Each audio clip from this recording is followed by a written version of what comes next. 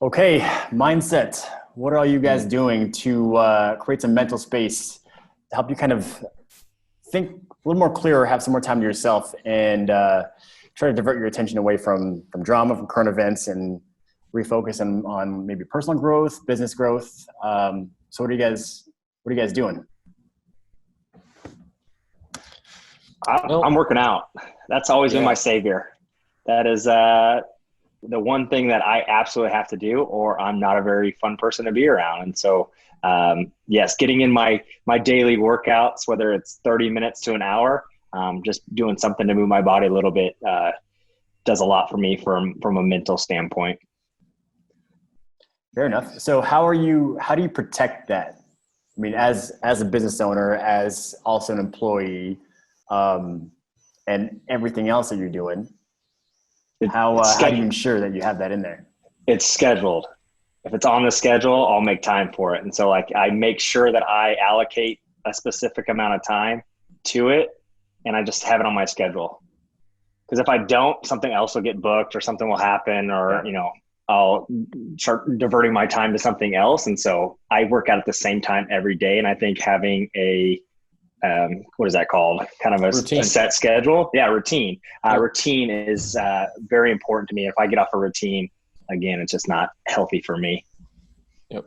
I'm the same exact way. And that's the routine, regardless of what it is what helps me keep my sanity or whatever. So it's like I'm up at the same time every day, give or take 15 minutes.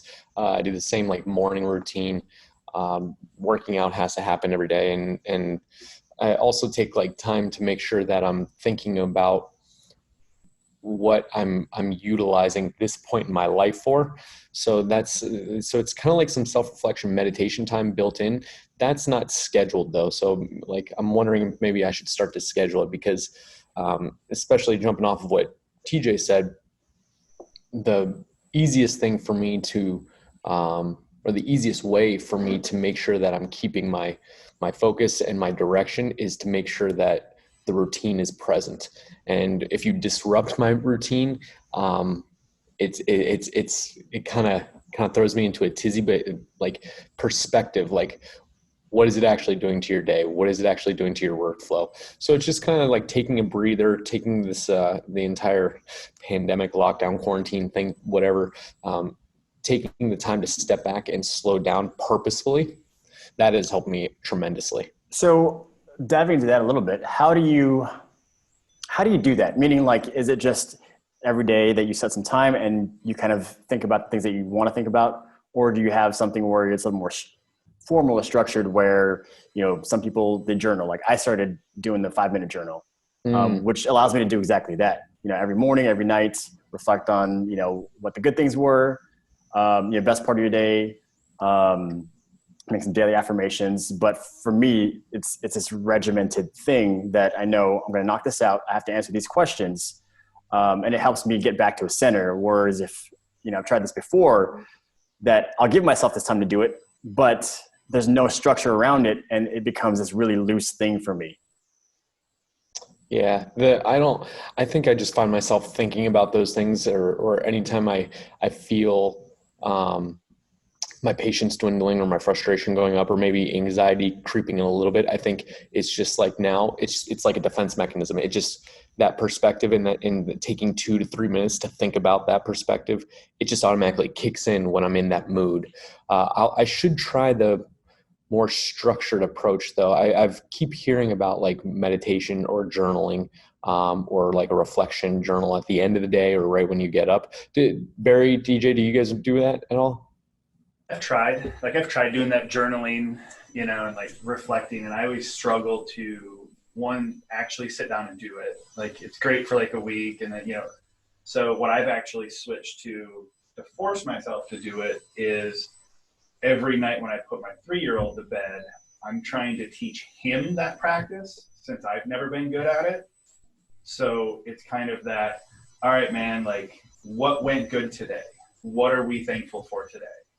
And then verbalizing what it is and what went bad, and just kind of discuss what can, and at that point, if he doesn't have anything, if he doesn't say anything at 3 years old, then I'll throw something in.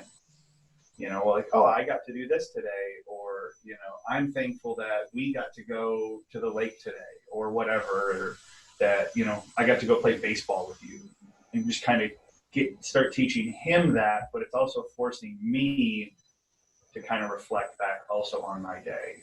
So that's a good point. It doesn't have to be. So I'm aware of it at that point. Like, otherwise I just, we get so busy and let it go. Going back to like, where do you find time for it? Through COVID, I started riding a Peloton bike, and it's because I can just put my feet in and just pedal. I can think about whatever I want. There's nobody else there. You put headphones in, and there's no skill involved. You can go hard. You can go slow. It's work, man. It's just work. It's just work. Just sweat. But it's work for yourself. Yeah. I want to say that maybe the last like 3 months, I've been just almost militaristic about waking up super early, and somehow I keep, not intentionally, but my body keeps waking up earlier and earlier. Like, so last night I went to bed at a reasonable time for me. I think it's like 9:30. Popped up at midnight. My body's ready to go. I'm like, I can't get up right now. There's no way. Right. And then again at 2, then again at 3, and I'm like, oh shit, at 3 o'clock, I'll wake up. But I think it's because I've started to rely on those first like 2 hours out of the day to do what I need to do. Yep. Right. And without distraction. So it's going to be a workout. It's going to be to do some self-reflection. And then, typically I'll try to read or listen to some audio book that I've been, working through, where it's uninterrupted time, because I know my kid's 95% chance not going to wake up.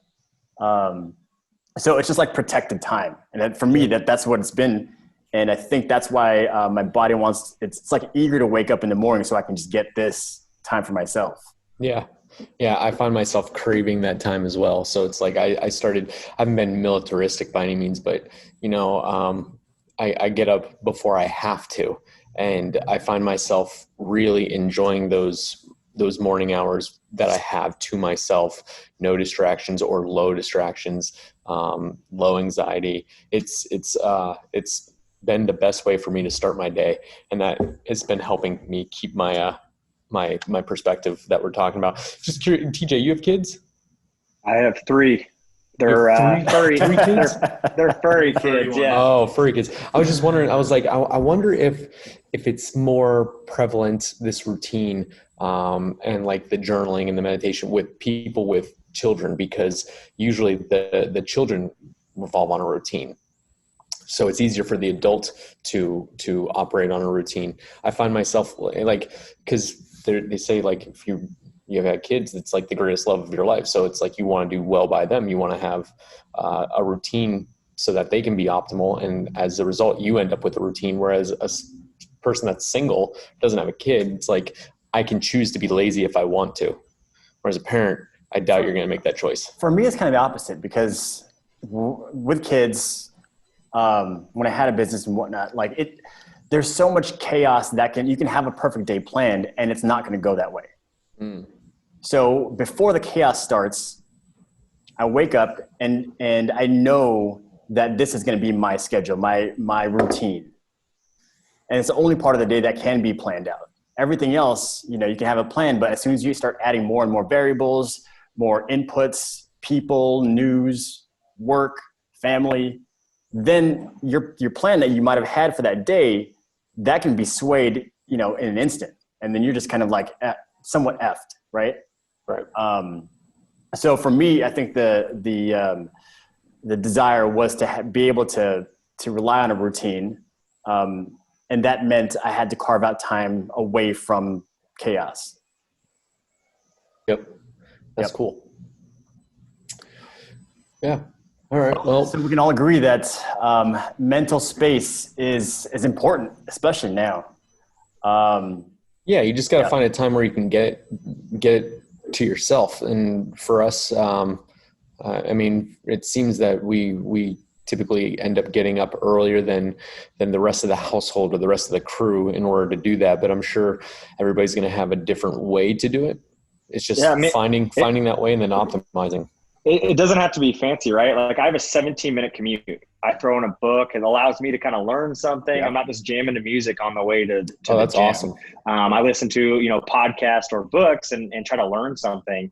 And for me, that's kind of my personal time that, I can do some self-development. And then, I have to drive anyway. You might as well learn something while you're doing it. That's awesome. That's a great point. Yeah. Well, awesome. So as always, anything that we talk about on these calls, we're interested in what you guys are doing to create that mental space. What are your habits, or how do you protect that time for yourselves? And then to that, what are you using that time for? Is it for physical activity? Is it for just mental development? Is it just, some spiritual thing?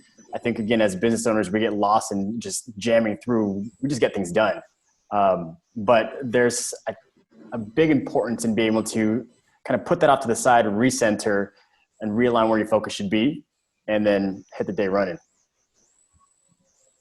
Awesome, guys. Yeah, definitely share that with us here. Throw it in the chat, and hopefully we can bring one of you guys on the next call and see if we can share some of that knowledge. Cool. Cool. Sweet.